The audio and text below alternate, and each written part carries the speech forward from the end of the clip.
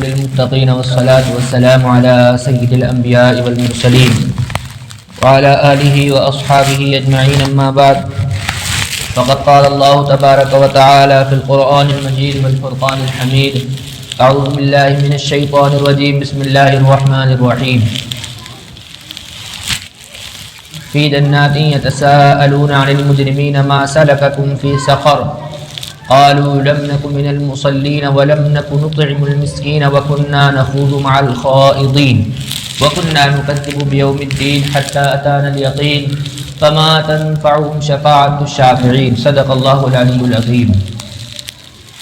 اللہ رب العزت نے بے شمار انبیاء کرام کو اس دنیا میں مبعوث فرمایا تاکہ وہ بھٹکے ہوئے اور گمراہ لوگوں کو سیدھا راستہ دکھائیں اور بتائیں اور سمجھائیں کہ ایک اللہ کی کیسے عبادت کی جا سکتی ہے۔ جتنے بھی انبیاء کرام دنیا میں تشریف لائے سب نے ایک ہی چیز کی تعلیم دی ہے اور اسی بات کے اوپر زور دیا ہے کہ ایک اللہ رب العزت کو تسلیم کرو، ایک اللہ کی عبادت کرو اور اللہ کی ذات میں کسی کو شریک نہ ٹھہراؤ۔ ہر نبی نے نماز پڑھنے کا حکم دیا ہے، بس ہو سکتا ہے کہ نماز کا جو طریقہ ہم لوگوں کے اندر ہے یہ طریقہ تھوڑا مختلف ہو، البتہ نفس نماز ہر شریعت میں رہی اور کیوں نہ ہو، کیونکہ نماز سب سے اہم عبادت ہے۔ نماز میں جب انسان کھڑا ہوتا ہے تو اللہ رب العزت کے سامنے کھڑا ہوتا ہے، نماز میں جب انسان کھڑا ہوتا ہے اللہ سے کلام کر رہا ہوتا ہے، نماز میں جب انسان کھڑا ہوتا ہے اللہ رب العزت سے سرگوشی کر رہا ہوتا ہے، نماز میں جب انسان کھڑا ہوتا ہے اللہ رب العزت کا قرب حاصل کرتا ہے۔ یہی وجہ ہے کہ اس اہم عبادت کو جب اللہ تبارک و تعالی نے اس دنیا کے اندر اتارنا چاہا اور اس شریعت کو نافذ کرنا چاہا اور خاص طور سے اس امت کو یہ تحفہ دینا چاہا تو اور دیگر عبادتوں کا حکم اس دنیا کے اندر نازل فرمایا، لیکن نماز ایک اہم عبادت تھی، اس کو اللہ رب العزت نے اپنے عرش پہ بلا کر کے معراج کے اندر اللہ کے رسول علیہ الصلوۃ والسلام کو یہ تحفہ عطا فرمایا۔ اس سے نماز کی خصوصیت کا اندازہ ہوتا ہے کہ نماز کتنی اہم عبادت ہے۔ یہی وجہ ہے کہ اللہ رب العزت نے قرآن کریم کے اندر نماز کی الگ الگ فضیلتیں بیان فرمائی ہے، نماز کی الگ الگ خوبیاں گنائی ہیں۔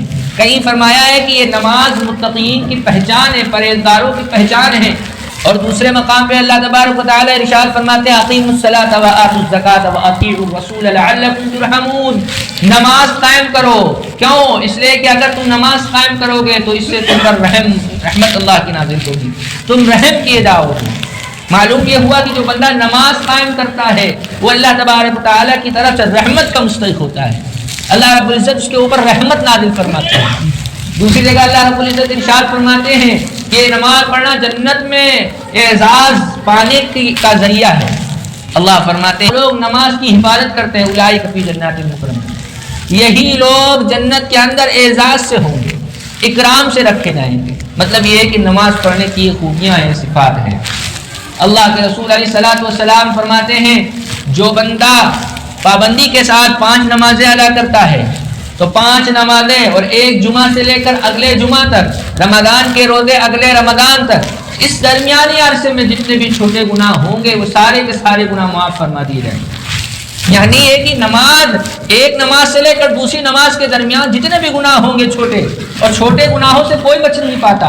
ہم لوگ روزانہ سینکڑوں کی تعداد میں چھوٹے گناہ کرتے ہیں، بڑے گناہ بھی اب کثرت سے ہونے لگے ہیں، لیکن جو بندہ دیندار ہوتا ہے، جو بندہ مسجد سے جڑا ہوا ہوتا ہے، جو بندہ نماز کا پابند ہوتا ہے، جو بندہ اللہ اور اس کے رسول سے محبت کرتا ہے، تو وہ اس کی آخری کوشش یہی رہتی ہے کہ میں بڑے گناہ سے بچا رہوں، میں حسد سے بچا رہوں، میں چغل خوری سے بچا رہوں، میں حرام کھانے سے بچا رہوں، میں بیجا نماز چھوڑنے سے بچا رہوں، میں کسی کا حق مارنے سے بچا رہوں۔ بڑے گناہوں سے تو انسان بچتا ہے، عام طور پر بچنے کی مسلمان کوشش کرتا ہے، لیکن چھوٹے چھوٹے جو گناہ ہیں تو وہ کہیں نہ کہیں ہر حال میں ہر انسان سے ہو جاتے ہیں۔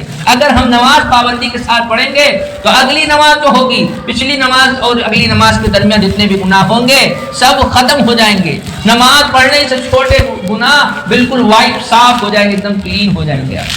اس لیے نمازوں کا اہتمام کرنا چاہیے۔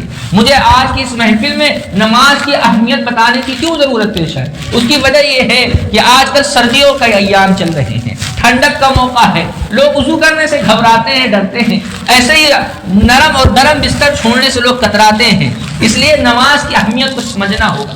نماز وہ اہم عبادت ہے کہ اگر آپ توپوں کے سائے میں ہوں، آگ کے گولے برس رہے ہوں، بمباری ہو رہی ہو، تلوار کے سائے کے تلے ہوں، بندوق کے نشانے پر بھی ہوں، تب بھی ایک سیکنڈ کے لیے نماز کا حکم آپ سے موقوف نہیں ہے، ہم سے موقوف نہیں ہے۔ ہم کسی بھی حالت میں ہوں، کسی بھی سچویشن میں ہوں، جوانی کے اندر ہوں، بڑھاپے کے اندر ہوں، ادھیڑ عمر میں ہوں، یا اتنے کمزور لاغر ہو چکے ہوں، اس قدر نحیف ہو چکے ہوں، اٹھنے بیٹھنے کی سکت نہیں ہے لیکن دماغ چل رہا ہے، آنکھیں حرکت کر رہی ہیں، ہاتھ پیر تھوڑا بہت حرکت کر رہے ہیں، اس حالت کے اندر بھی نماز موقوف نہیں ہے، اس حالت میں بھی نماز کو پڑھنا پڑے۔ مسلمان کی پہچان اور علامت اور شناخت یہی نماز ہے، اور ہم تھوڑی سی چیزوں کے لیے نماز کو چھوڑ دیں، ہم صرف ٹھنڈک سے بچنے کے لیے کاہلی کی وجہ سے نماز کو چھوڑ دیں، گھاٹے کا سودا ہے۔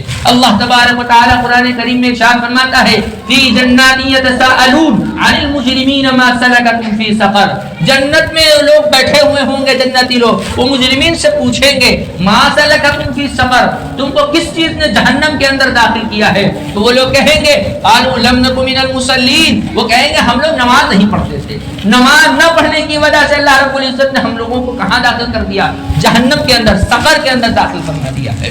قالوا لم نک من المصلین ولم نک نطعم المسکین وكنا نخوض مع الخائضین، مسکینوں کو کھانا بھی نہیں کھلاتے تھے، کھیل کرنے والوں کے ساتھ کھیل میں مشغول رہا کرتے تھے۔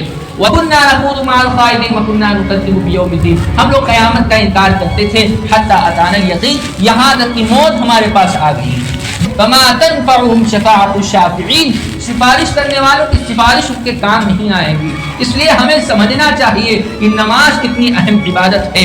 نماز کے بارے میں اللہ کے رسول علیہ السلام فرماتے ہیں جو بندہ نماز کی پابندی کرتا ہے تو یہ نماز کل قیامت کے دن اس کے لیے نور اور روشنی کا کام کرے گی، اس کے لیے نجات کا ذریعہ ہوگی اور اس کے لیے دلیل اور برہان ہوگی۔ اور جو لوگ نماز کی پابندی نہیں کرتے ان کے لیے اس کا برعکس ہوگا، نہ تو یہ نماز ان کے لیے نجات کا ذریعہ ہوگی، نہ روشنی ہوگی اور نہ ہی دلیل اور برہان ہوگی۔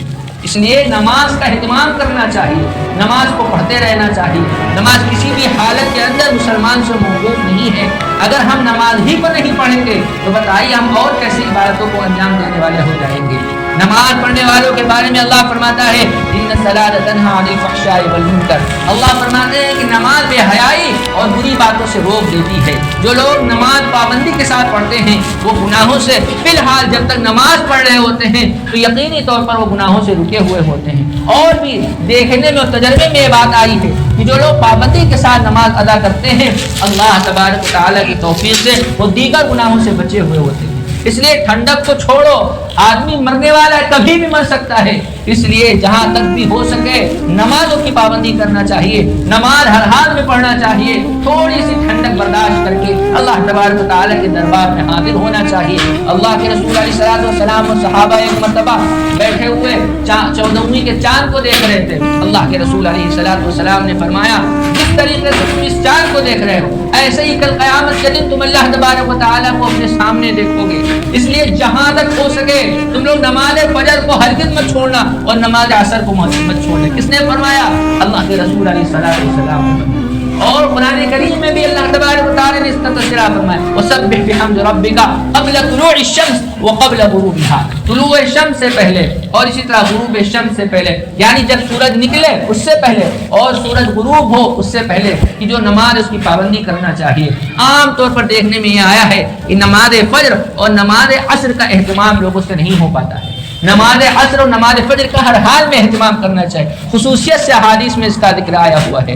اللہ کے رسول علیہ السلام نے فرمایا کہ جو بندہ نماز پابندی کے ساتھ ادا کرتا ہے تو اس کی مثال اس طریقے پر ہے کہ جیسے اگر کسی کے گھر کے سامنے نہر ہو اور اس میں وہ 5 مرتبہ ڈبکیاں لگائے۔ اللہ کے رسول نے صحابہ سے پوچھا بتاؤ اس کے بدن کے اوپر کوئی میل کچیل رہ جائے گا؟ صحابہ نے عرض کیا نہیں ہے اللہ کے رسول، بالکل نہیں رہ جائے گا۔ اللہ کے رسول نے فرمایا 5 وقت کی نماز پڑھنے والے کی مثال ایسے ہی ہے کہ جو بندہ 5 وقت نماز پابندی کے ساتھ پڑھتا ہے تو اس کے جسم سے گناہ اسی طریقے سے دھل جایا کرتے ہیں۔ اللہ رب العزت نماز میں کوتاہی کرنے والوں کی قباحت اور کوتاہی کرنے والوں کی نشانی بیان فرمائی ہے فویل للمصلین الذین هم عن صلاتهم ساہون، بڑی خرابی ہے ان نماز پڑھنے والوں کے لیے جو نماز میں غافل ہوتے ہیں۔ منافقین کے اللہ تبارک و تعالی نے نشانیاں بیان فرمائی ہے، کیا فرمایا ہے کہ بہت سے لوگ ایسے ہیں جو اللہ رب العزت سے چال بازیاں کر رہے ہیں، حالانکہ اللہ تبارک و تعالی ان کی چال بازیوں کا نتیجہ دے گا۔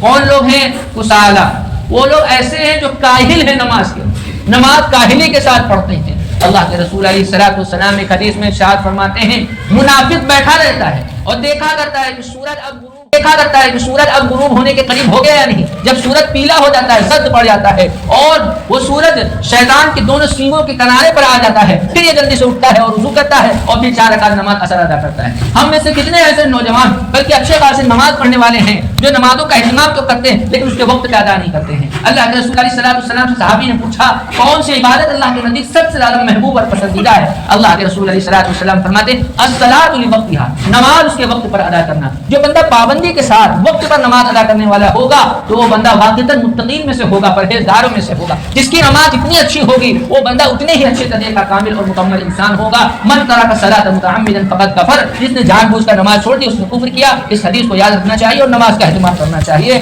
کتنی بھی ٹھنڈک ہو، کیسی بھی پریشانی ہو، اگر ہم تھوڑی پریشانی اٹھا کر نماز ادا کریں گے اللہ تبارک و تعالی ہم سے راضی ہو جائے گا. واخر دعوانا الحمدللہ.